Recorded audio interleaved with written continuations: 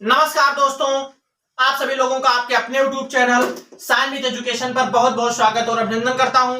आशा करते हैं आप सभी लोग स्वस्थ होंगे, मस्त होंगे और अपनी तैयारी को बहुत अच्छी तरीके से कर रहे होंगे। तो पिछले क्लास में हम लोग पढ़े थे मंगल ग्रह और बृहस्पति ग्रह के बारे में। आज की क्लास में हम लोग पढ़ेंगे मतलब शनि ग्रह के बारे में। पिछले क्लास में हम लोग पढ़ चुके थे कि बृहस्पति ग्रह के कौन कौन से उपग्रह होते हैं और ये अपना घूर्णन परिक्रमण कितने दिन में करता है, और बृहस्पति ग्रह जो है तो इनके बारे में हम लोग पिछली क्लास में पढ़ चुके थे। तो अब बिना किसी देरी के हेडिंग डालिए शनि ग्रह।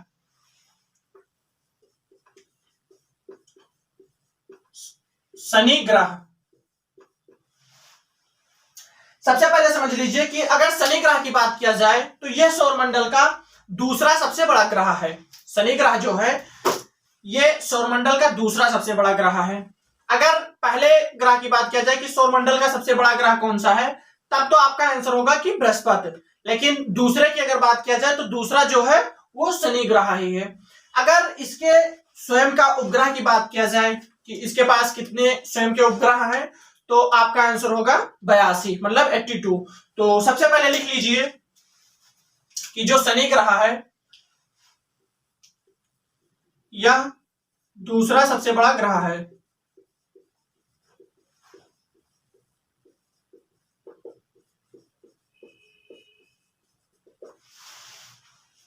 शनि ग्रह जो है ये सौरमंडल का दूसरा सबसे बड़ा ग्रह है और इसमें लिख लीजिए कि इसके 82 उपग्रह हैं। शनि ग्रह के पास 82 उपग्रह हैं और अगर मतलब 82 उपग्रह हैं, लेकिन अगर इनमें सबसे बड़ा ग्रह की बात किया जाए तो आंसर आपका होगा टाइटन। यहां से समझ लीजिए कि इसके जो 82 उपग्रह हैं, लेकिन इनमें जो सबसे बड़ा उपग्रह है वो टाइटन है। लिख लीजिए टाइटन ग्रह जो है यह सबसे बड़ा है।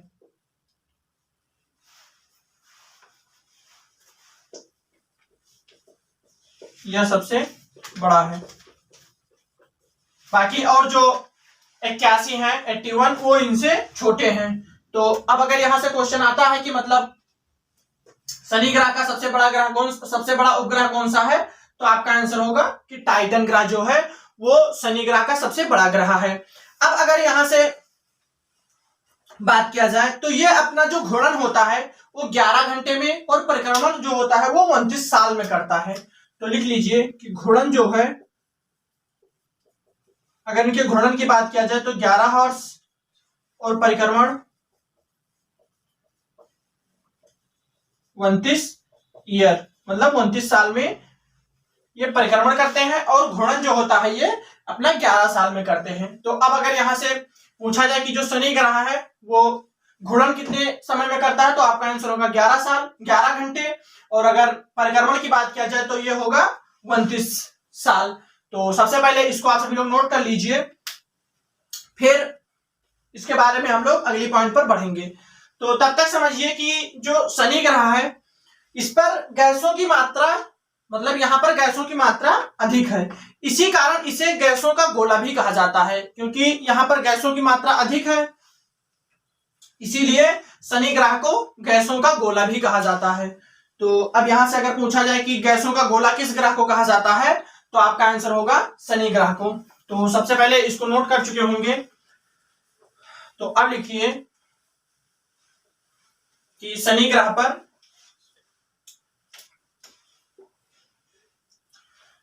पर जो है वो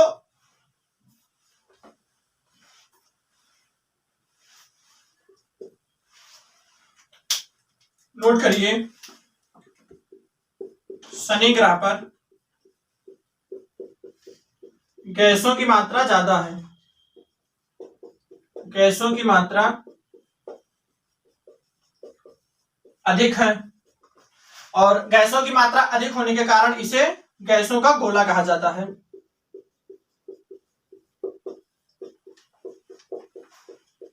गैसों का गोला कहा जाता है। तो अब अगर यहां से क्वेश्चन आता है कि जो गैसों का गोला है वो किस ग्रह को कहा जाता है, तो आपका आंसर होगा कि शनि ग्रह को। अब अगर इसमें नेक्स्ट पॉइंट की बात किया जाए तो इसका जो घनत्व होता है वो बहुत ही कम होता है, और घनत्व बहुत कम होता है इसी कारण यहाँ की जो मिट्टी होती है वो तैरती है, मतलब डूबती नहीं है, क्योंकि जो पृथ्वी की मतलब घनत्व होता है वो ज्यादा होता है, इसलिए कि यहाँ की जो मिट्टियां होती हैं वो पानी में डूब जाती हैं। लेकिन शनि ग्रह का घनत्व कम होता है, तो यहाँ की जो मिट्टियां होती हैं वो पानी पर तैरती रहती हैं, मतलब डूबती नहीं है। तो इस पॉइंट को भी नोट कर लीजिए कि इसका घनत्व जो होता है, इसका घनत्व कम होता है, इसलिए यहाँ की जो मिट्टियां होती हैं इसलिए यहाँ की मिट्टी तैरती हैं, मतलब डूबती नहीं है।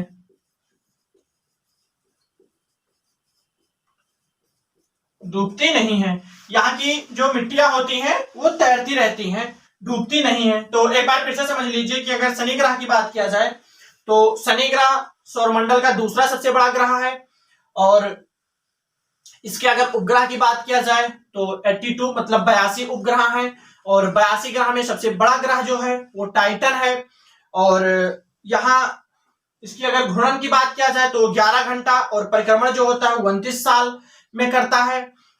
और शनि ग्रह पर गैसों की मात्रा अधिक होती है, इसीलिए इसे गैसों का गोला कहा जाता है। और नेक्स्ट पॉइंट में समझिए कि इसका जो शनि ग्रह है इसका घनत्व कम होता है, इसीलिए यहाँ की जो मिट्टियां होती हैं वो पानी में तैरती रहती हैं, मतलब कि डूबती नहीं है। तो आशा करते हैं आप सभी लोग शनि ग्रह समझ गए होंगे। तो इसको आप सभी लोग नोट कर लीजिए, फिर हम लोग पढ़ेंगे कि अरुण ग्रह के बारे में, यूरेनस की अरुण ग्रह क्या होते हैं और इनके जो महत्वपूर्ण पॉइंट है उनके बारे में हम लोग समझेंगे। तो सबसे पहले इसको आप सभी लोग नोट कर लीजिए, फिर हम लोग आगे बढ़ेंगे।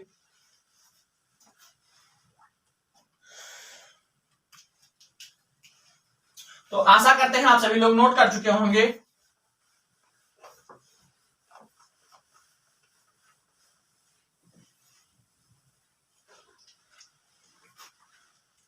अब यहां हेडिंग डालिए अरुण ग्रह।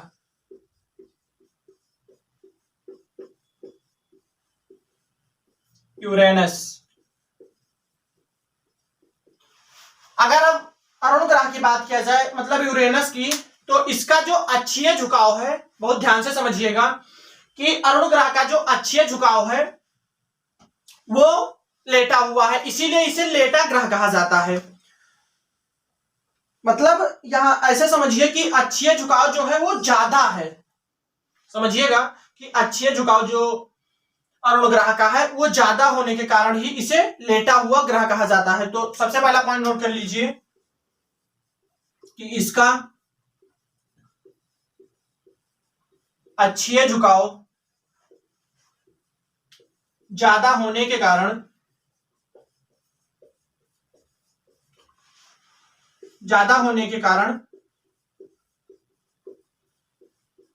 इसे लेटा हुआ ग्रह कहा जाता है। तो अगर अब यहां से पूछा जाता है कि लेटा हुआ ग्रह किसे कहा जाता है, तो आपका आंसर होगा अरुण ग्रह या यूरेनस। और अगर यहां से पूछा जाता है कि अरुण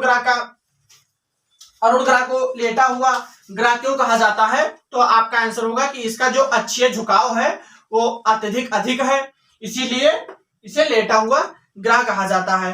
अब अगर इसकी बात किया जाए तो इसमें मीथेन के बादल जो होते हैं, तो मीथेन के बादलों के कारण जो अरुण ग्रह होता है वो हरा दिखाई देता है, मतलब कि जो अरुण ग्रह है इसमें मीथेन का बादल होता है, और मीथेन के बादल की वजह से ही इसे हरा ग्रह भी मतलब हरा दिखाई देता है। तो इसमें लिख लीजिए, इसमें मीथेन के बादल होते हैं, इसमें मीथेन के बादल होते हैं, इसलिए ये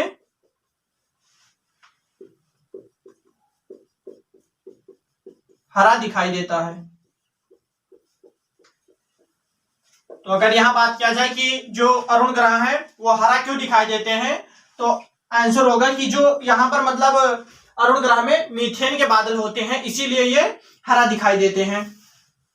अब अगर इनका घूर्णन जो होता है वो पूरब से पश्चिम की ओर होता है, और इनके अगर घूर्णन की बात किया जाए तो ये घूर्णन 17 घंटे में और परिक्रमण जो होते हैं वो 84 साल में। मतलब ऐसे समझिए कि पृथ्वी पर एक मनुष्य का जो जीवन होता है वो लगभग 80 से 90 साल का होता है, तो इनका पूरा परिक्रमण करने में लगभग एक मनुष्य का पूरा जीवन खत्म हो जाएगा। तो ऐसे समझिए यहां से कि ये जो घूर्णन होता है,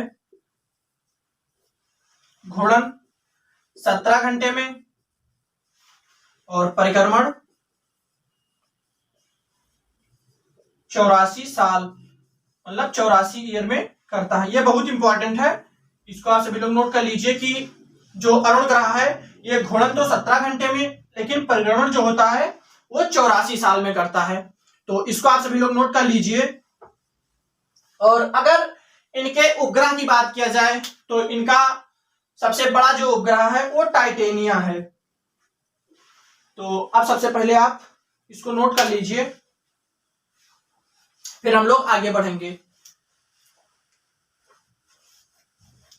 तो आशा करते हैं आप सभी लोग नोट कर चुके होंगे।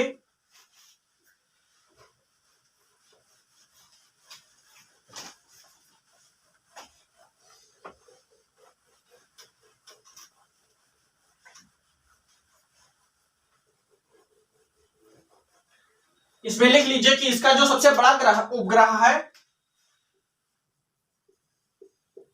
इसका सबसे बड़ा उपग्रह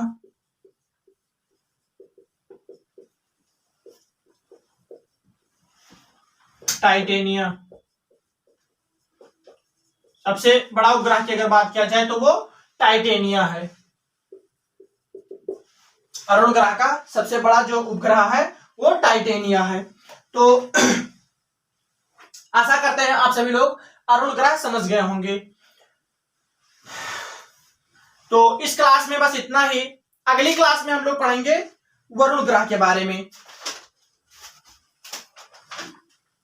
या फिर एक काम करिए कि जो वरुण ग्रह है वो बहुत ही छोटा है, मतलब उसमें ज्यादा महत्वपूर्ण पॉइंट नहीं है, तो इसको आप सभी लोग नोट कर लीजिए। फिर हम लोग इसी क्लास में उसे भी समझ लेंगे कि वरुण ग्रह के जो उपग्रह और क्या क्या महत्वपूर्ण पॉइंट है उनको यहीं पे समझ लेंगे।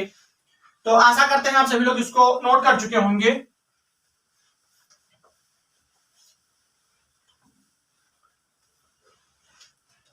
तो अब इसमें लिखिए वरुण ग्रह।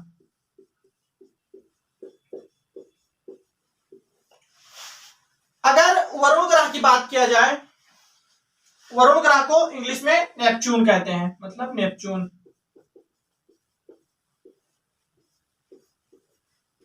अगर वरुण ग्रह की बात किया जाए तो ये सूर्य से सर्वाधिक दूरी पर मतलब स्थित है। अगर सूर्यों से इनका क्रम पूछा जाए तो वरुण ग्रह का क्रम जो है वो सबसे लास्ट है, तो इसलिए सूर्य से वरुण ग्रह के बीच की जो दूरी है वो सबसे अधिक है। तो इसीलिए जब सबसे अधिक है तो ये सूर्य से बहुत दूरी पर है। तो इसमें लिख लीजिए कि जो वरुण ग्रह है ये सूर्य से सबसे अधिक दूरी पर है। यह सूर्य से सबसे अधिक दूरी पर है, मतलब इनके और सूर्य के बीच में जो दूरियां हैं वो सबसे अधिक हैं। और अगर नेक्स्ट पॉइंट की बात किया जाए तो ये ग्रह जो है ये सबसे ठंडा ग्रह है, क्योंकि यहाँ सूर्य के बीच में बहुत ज्यादा, मतलब सूर्य और वरुण ग्रह के बीच में दूरियां बहुत ज्यादा है, तो इसलिए सूर्य का प्रकाश यहाँ बहुत कम पहुंचता है, तो इसलिए ये सबसे ठंडा ग्रह है। इसमें लिख लीजिए नेक्स्ट पॉइंट में कि यह सौरमंडल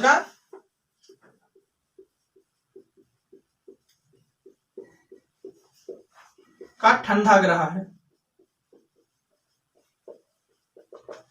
तो अगर यहां से क्वेश्चन आता है कि ठंडा ग्रह कौन सा है तो आपका आंसर होगा वरुण ग्रह, क्योंकि सूर्य का जो तापमान मतलब प्रकाश होता है वो इन पर बहुत कम पहुंचता है, इसीलिए इसका जो तापमान है वो बहुत कम होता है और ये सबसे ठंडा ग्रह है।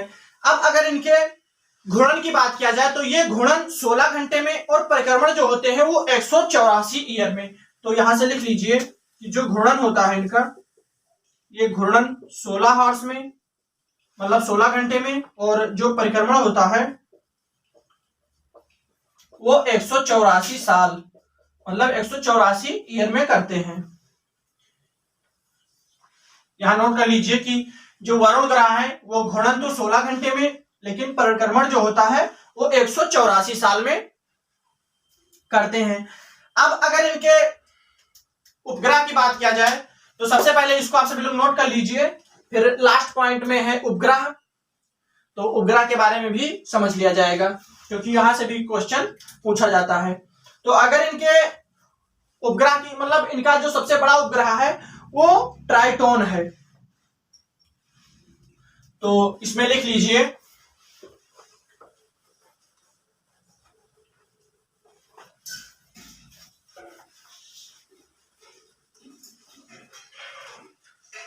इनका सबसे बड़ा उपग्रह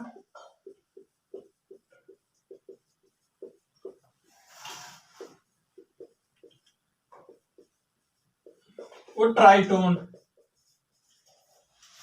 है। इनका जो सबसे बड़ा उपग्रह है वो ट्राइटोन है। तो